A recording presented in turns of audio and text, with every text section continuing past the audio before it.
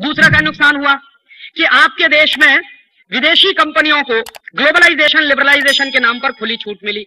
क्या कह के कहा गया कि अगर विदेशी कंपनी नहीं आएगी तो कंपटीशन कैसे होगा मार्केट में, और कंपटीशन नहीं होगा तो भारतीय कंज्यूमर को फायदा कैसे मिलेगा मार्केट में।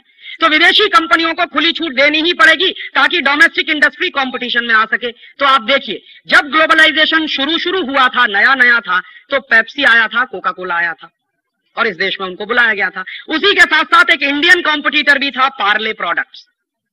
तो उसका थम्स अप था मार्केट में, उसका लिम्का था मार्केट में, कोका कोला था मार्केट में और लहर पेप्सी था मार्केट में। तो दो बाहर से आई हुई कंपनियां थी और एक इंडियन कंपनी थी। और इंडियन कंपनी पार्ले प्रोडक्ट्स तो बहुत बड़ी है, इसके साथ साथ कैंपा भी था, चरणजीत सिंह वाला 77 जो बेचा करता था। और कैंपा के साथ साथ एक और था, गोल्ड स्पॉट। भले ही छोटी कंपनी थी लेकिन मार्केट में कॉम्पिटिटर के रूप में तो उनकी हैसियत थी ही। तो क्या हुआ कि नया नया जब ग्लोबलाइजेशन शुरू हुआ था तो ऐसा माना जाता है कि उस समय कंपटीशन नहीं था। कंपटीशन तो तब होगा जब मल्टीनेशनल को खुली छूट मिलेगी। तो उस समय क्या होता था, आप प्राइसिंग में पैरिटी करके देख लीजिए। हिंदुस्तान में जब पेप्सी नया नया बिकने के लिए आया, कोका कोला नया नया बिकने के लिए आया, तो उस समय पेप्सी की बोतल बिकती थी 3.25 रुपए की, 3 रुपए 25 पैसे की पूरे देश में। कोका कोला भी 3.25 रुपए का था और थम्स अप उस समय 3.5 रुपए का था।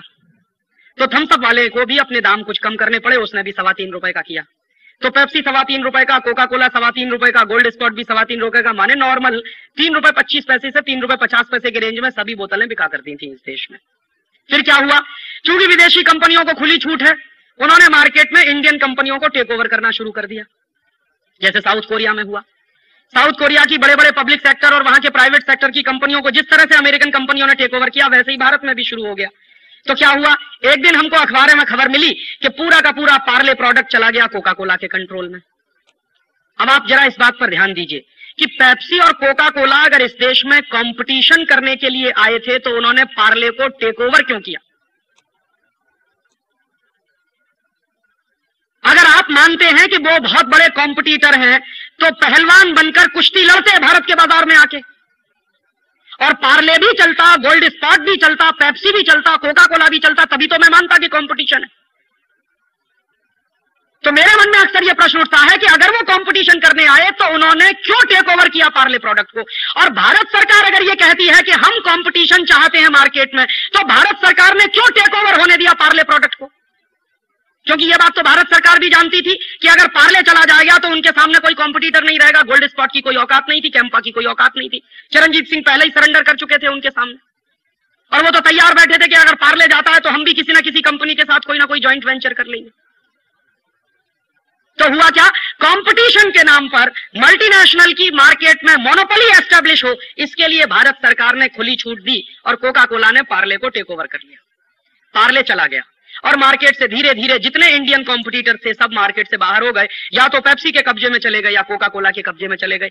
अब देखिए कितना कंपटीशन हो रहा है इस मार्केट में कि 3.25 रुपए में जो पेप्सी कोला बिकता था अब वो 10 रुपए में हम पी रहे हैं और कह रहे हैं कंपटीशन हो रहा है मार्केट में, और झक मार के पी रहे हैं।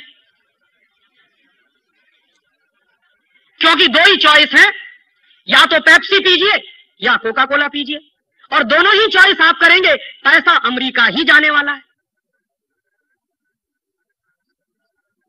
आपके लिए दो ही तो चॉइस है इस समय मार्केट में। आप कहेंगे मैं सिट्रा पीऊंगा, तो सिट्रा के नीचे देख लीजिए लिखा हुआ क्या है, कंट्रोल्ड बाय कोका कोला। आपको लगता है मैंगो फ्रूटी पीऊंगा, तो मैंगो फ्रूटी के नीचे देख लीजिए क्या लिखा हुआ है। कोई भी बोतल मार्केट में सॉफ्ट ड्रिंक की चाहे जिस नाम से बिकती हो आप पी लीजिए, पैसा आपका अमेरिका ही जाने वाला है। और मैं पूछना यह चाहता हूं आप सबसे कि 3.25 रुपए में जब पेप्सी बिकता था तब ज्यादा कंपटीशन था, या अब 10 रुपए में बिक रहा है तब ज्यादा कंपटीशन है? माने हमने ग्लोबलाइजेशन के नाम पर इंडियन मार्केट में मल्टीनेशनल को मोनोपोली बनाने की खुली छूट दी है। तो दूसरा बड़ा झूठ इस देश के लोगों से यह बोला गया है कि हम मल्टीनेशनल्स को बुला रहे हैं तो कंपटीशन होगा मार्केट में। आपने कंपटीशन के लिए नहीं बुलाया, आपने उनकी मोनोपोली एस्टेब्लिश करने के लिए मार्केट में बुलाया। ऐसे एक दूसरा उदाहरण आपको देना चाहता हूं कि ढेर सारी कॉस्मेटिक्स की अमेरिकन कंपनियां इंडियन मार्केट में आई हैं। उनमें सबसे बड़ी कंपनी है रेवलॉन, अमेरिका की सबसे बड़ी कॉस्मेटिक्स की कंपनी। उसको आपने मार्केट में खुली छूट दी है। तो क्या कंपटीशन था? जब रेवलॉन मार्केट में आया तो हिंदुस्तान हिंदुस्तान लीवर भी था मार्केट में, जो आधा विदेशी आधा स्वदेशी मानता था, अब तो उनकी मेजॉरिटी इक्विटी हो गई है मार्केट में। और हमारे देश में जो सबसे बड़ा कॉम्पिटिटर था किसी मल्टीनेशनल के लिए, वो था लैक्मे, टाटा घराने का। और लैक्मे का जो मार्केट का कंट्रोल था उसकी कल्पना हम कर नहीं सकते, क्योंकि अब तो चला गया। लैक्मे जो है एक जमाने में इंडियन कॉस्मेटिक्स के मार्केट में कम से कम 80% पे अपना अधिकार रखता था। तो मार्केट में आपने विदेशी कंपनियों को खुली छूट दी, झूठ ये बोला सारे देश के लोगों के साथ कि हम कंपटीशन करवाना चाहते हैं मार्केट में। और वो कंपटीशन करते करते करते करते एक दिन हमने अखबार में सवेरे ही सवेरे पढ़ा कि लैक्मे भी चला गया विदेशी कंपनी के कब्जे में।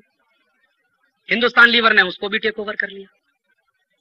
तो फिर प्रश्न यही मन में आता है कि जब हिंदुस्तान लीवर मार्केट में था, रेवलॉन मार्केट में आया और हमारे देश का लैक्मे था, तब कंपटीशन ज्यादा था, या अब कंपटीशन ज्यादा है जब लैक्मे पूरी तरह से विदेशी हो गया?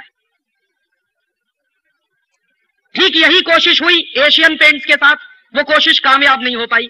आईसीआई कंपनी ने एशियन पेंट्स को टेक ओवर करने की पूरी कोशिश की, उसमें वो सफल नहीं हो पाए। एक भारतीय शेयर होल्डर के मन में थोड़ी राष्ट्रीयता पैदा हो गई, इसलिए उसने मना कर दिया कि नहीं बेचूंगा। ऐसे हालांकि कम लोग मिलते हैं इस देश में। तो वो कोशिश उनकी फेल हो गई। अदरवाइज तो इस देश की सबसे बड़ी प्राइवेट सेक्टर की सबसे बड़ी डोमेस्टिक कंपनी जो पेंट्स बनाती है, एशियन पेंट, वो चली गई होती आईसीआई के कंट्रोल में। तो कंपटीशन हो कहां रहा है? मार्केट में तो मोनोपोली होती चली जा रही है, हम देख रहे हैं, हमारी आंखों के सामने मोनोपोली हो रही है। कंपटीशन देने वाला पहले कभी टॉम को हुआ करता था मार्केट में, वो टॉम को चला गया हिंदुस्तान लीवर के पेट में। तो कंपटीशन देने वाले इस देश में जो 36 बड़े इंडस्ट्रियल एम्पायर थे, वो तो जा चुके हैं पिछले 7 साल में विदेशी कंपनियों के पेट में। तो कंपटीशन हुआ है कि मोनोपोली एस्टेब्लिश हुई है मार्केट में। और मैं आपको एक जानकारी के लिए कह दूं कि विदेशी कंपनियां, मल्टीनेशनल कंपनियां कभी भी कंपटीशन में विश्वास नहीं रखती, ये आप जान लीजिए। वो हमेशा कार्टेलाइजेशन में विश्वास रखते, वो कार्टेल्स बनाते। और ये जो चक्कर हमारे देश में चल रहा है कंपटीशन के नाम पर कंट्रोलिंग का, पूरी इकोनॉमी को, पूरे मार्केट में मोनोपोली का, ये चक्कर इस समय अमेरिका में भी चल रहा है और यूरोप में भी चल रहा है। अमेरिका की बड़ी बड़ी कंपनियां आपस में मर्ज कर रही हैं। आईबीएम और आईसीएल दोनों के मर्ज होने की तैयारी चल रही है इस समय। बोइंग और जनरल मोटर्स आपस में मर्ज करने को तैयार बैठे हैं। रथियन कॉर्पोरेशन मर्ज करना चाहता है जनरल इलेक्ट्रिक के साथ। तो सारी के सारे अमेरिकन इकोनॉमी में हम देख रहे हैं कि सिवाय कार्टेलाइजेशन के कुछ हो नहीं रहा है। और वहां क्या हो रहा है, जो भी कंपनी मार्केट में कंपटीशन दे सकती है उसको या तो टेक ओवर कर लो या मार्केट से उसको आउट कर दो। आइदर कोऑप्ट और करप्ट, यही प्रिंसिपल है डेमोक्रेसी का। वही प्रिंसिपल मार्केट में है मल्टीनेशनल्स के माध्यम से, कि या तो इंडियन कंपनियों को टेक ओवर कर लो या उनको मार्केट से आउट कर दो, किसी भी तरीके से। ये इनके इन प्रकार है। तो कंपटीशन हुआ कहां है मार्केट में पिछले 7 साल में? और फिर एक दूसरी बात और कहना चाहता हूं आपसे कि कंपटीशन किसका किसके बीच हो सकता है। कंपटीशन शब्द की डेफिनेशन है, अगर उसको समझने की हम कोशिश करें तो कोई 19-20 का पार्टनर हो तो उनमें कंपटीशन हुआ करता है।